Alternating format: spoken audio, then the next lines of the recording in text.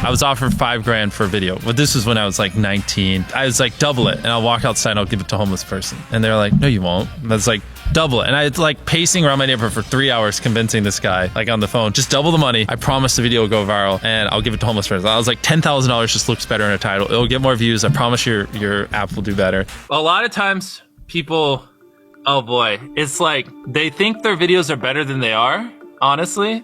And tell them, Jimmy, tell them. I mean, they do that, and they have horrible friend groups because you really are like the type of YouTubers you hang around. It's getting people with the right YouTuber friend group that aren't pussies and will actually tell them when their content's bad and like actually roast it and help them get better in a nice, positive way. Basically, what I did was I've somehow found these other like 4 lunatics. 3 of us were college dropouts. 1 was a high school dropout, and 1, I don't know, he just like quit his job. We were all super small YouTubers, and we basically talked every day for 1,000 days in a row and did nothing but just like hyper study like what makes a good video, what makes a good thumbnail, what's good pacing, like how to go viral. We would just get on Skype every morning, and like some days like I'd get on Skype at 7 a.m. and I'd be in the call until like 10 p.m. and then I'd go to bed, I'd wake up and I'd do it again. We'd do things like take 1,000 thumbnails and see if like there's a correlation to the brightness of the thumbnail to how many views it got. Imagine a world where it's just you working solo and you work 12 hours a day every day for like a year. And you're just grinding, you make a mistake, you learn from it, you grind, you make a mistake, you learn from it, and you do that for like a year. And then imagine a different world where you have 4 friends who are also equally grinding in something similar. Friend number 1 makes a mistake on Friday, he teaches the other 4 people. Friend number 2 makes a mistake the next week, teaches everyone. And then like you're all learning from each other's mistakes. You're all constantly studying 24/7 and downloading each other. Like after a year, you're like 2 years ahead of the guy who was just solo. Do you frequently go that far out of your way to capture the thumbnail? Yeah, I mean, of course, everyone should. If people don't click, they don't watch. So you want to give them something to click. Something a lot of people forget is like unsuggested on phones, thumbnails are really fucking small. So like people are editing thumbnails full blown on their computer, and when you shrink it down, you can't see. We try to all around be above the rest. Anyone can clickbait, but do you actually like deliver on it? We say we put 100 million Orbeez in the backyard, we put 100 million Orbeez in the backyard. Your title and thumbnail set expectations. Like what you're saying is like, I like bananas. And what you need is bananas are the best goddamn food on the planet. Like that's the type of opinion you need. Like you need something like how to get 100 million views on YouTube, or not even that, that's not strong enough. You need something that makes people go, what the fuck? What the fuck did he say in that video? What the fuck? I need to know. At the very beginning of the video, to minimize drop-off, you want to assure them that those expectations are being met. If you're putting 1 million Orbeez in a pool, don't start the video with you shopping for, you know, your mom's birthday present. At the beginning of the video, just say, this is 100 million Orbeez. We're gonna fill this pool and this entire backyard with them. Match the expectations, and then you want to exceed them. So you want to assure people that what they clicked on is what they're getting, and then blow their mind and be like, but you're also getting even more. Anytime you say the word algorithm, just replace it with audience. The algorithm didn't like that video? No, the audience didn't like that video. If I wasn't retaining a viewer, just would it make sense for you to promote it? Why would you promote a 10-minute video that people watch on average a minute and a half? I mean, every video, even the stupid ones, I learned something, you know, and that's something I try to make a very big point of, is like, no matter how bad we mess up, like we sometimes have videos that have horrible retention. It's just like, as long as you learn from it, it's not the end of the world. Every YouTuber says it. It's like, no one will ever be able to replicate my style. I gotta edit it. But newsflash, someone can. It's actually not as difficult as you think. It was good that I got a really strong foundation on how YouTube works and how the style of videos I wanted and everything before I scaled up the team, if that makes any sense. I just want to make sure that's clear, because I've seen people try to build the team without foundation and knowing how to do well. I know that if we film this video, it will do well, just because I've spent a decade of my life hyper obsessing over YouTube and I have a good pulse on it. But if you didn't have that, then you wouldn't know. Like, you wouldn't be able to spend $4 million on a Squid Game, because you might lose $2 million and then you can't pay your people. But of course, yeah, if I didn't have these people, I couldn't do half the stuff I do. For the last like 8 or 9 years, like every dollar I've made, I just spent it the next month on content. And I just did that every single month, and it just kept getting bigger and bigger, and here we are. Since I was 13, there probably hasn't been a single hour that's gone by that I've been awake where I haven't thought about YouTube. Like, I'm just focused on making the best videos possible, period. I don't care about making money.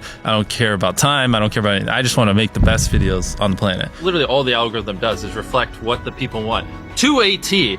And if you deny that, you just make terrible videos and are trying to find a scapegoat. We do our videos in other languages as well. If you Google it, it's like only whatever, less than 10% of the world speaks English. So 90% of the world can't even enjoy your content. And when I realized that, I was like, wait a minute, 90% of the world can't even watch this stuff. Like, we just started doing this like 6 months ago, and it's crazy like how viral some of these videos are going. 51 million. In Spanish, the guy who does my dubs is the same guy who dubbed Spider-Man. We managed to convince him. So a lot of those comments are like, why does he sound like Spider-Man? Or is Mr. Beast Spider-Man? To me, what's important is click-through rate, getting people to click on your video, and then average view duration, average view percentage, or just relative retention, and having them watch it. A lot of creators think click-through rate is just like the title and thumbnail and did they click it, but a lot of it too is, did they enjoy your last video? Because if someone watches a video of yours and they loved it, you can bet the next time you're recommended, their chance of clicking is a lot higher. Sometimes we're filming for 3 or 4 days, like 10 hours a day,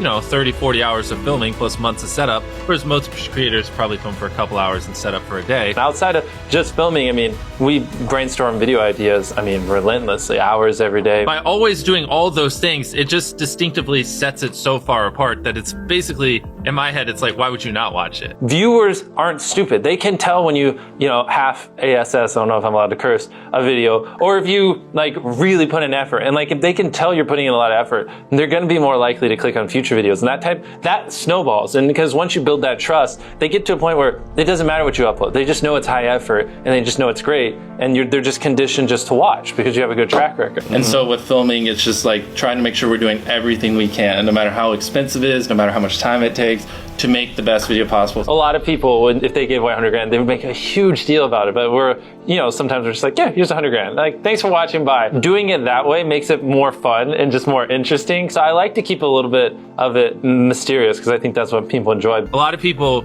aren't willing to put in 10 hours days because they don't like what they're doing. So it's finding what they enjoy, because it is like a long grind. Like, you're doing the for years, not months. So if you don't enjoy it, then you're gonna burn out. I just had the blessing of finding what I loved at a young age. So because to get to this level, it takes, a decade. Most people don't find what they love till their young 20s, so they'd be where I'm at in their 30s. Yeah. I just lucked out and found it when I was really young. Living your life chasing a nicer car and a bigger and bigger box to live in is kind of like a dumb way to go about life. I actually, funny enough, I lived in a super below average home, and I kind of learned why famous people don't live in below average homes, because someone broke in, stole everything I owned. So I had to get a little nicer house for security reasons. But before I was robbed, my place is like a little duplex, $700 a month. You get a roommate's 360 split. People think just because you go for views means you can't have fun, but you can pull views and you can have fun, which is what we purposely try to do. If you're not doing something that's just inherently fun to you, you're just quit. Just give up. You gotta at least semi-enjoy what you're doing, or you're gonna quit long before it gets to the point where it brings in money or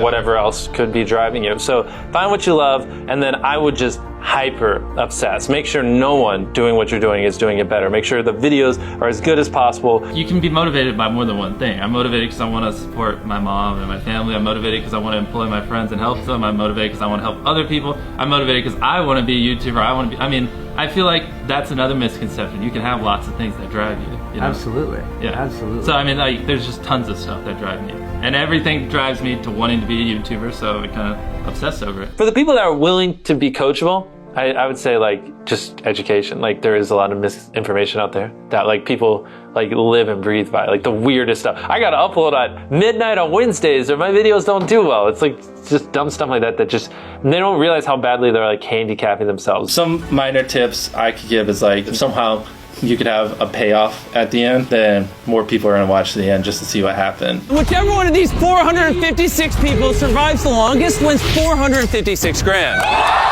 Cut out all dull moments, try not to over-explain things. If a camera just sits on me and I'm just talking for 20 seconds, it doesn't hold retention as well as, maybe me talking and other footage popping up. It's much easier to get 5 million views on one video than 50,000 views on 100 videos. It takes way less effort to get 5 million views on one video. Back then, which I think small YouTubers should do, is I would reply to every single comment. And so I think a few people caught on that I would always reply. And so some people would just be like, I wonder how long it'll take for him to reply. So that was a lot of my comments when I was smaller, but at least it kept him coming back. In your analytics, and most of you probably know this, audience retention. You can see where people click off. Just literally go through your last 50 videos, write down where everyone clicked off, and then just don't do those things again. But wait a minute, Mr. Beast. What if I don't know how to actually improve my average view duration? How do I know where to start? What if I'm just a noob? Well, in order to better retain your viewers, it's first helpful to have a really deep understanding of how they experience YouTube, to put yourself in their shoes. And in this video, I explain 5 simple steps that will help you do just that. Check it out.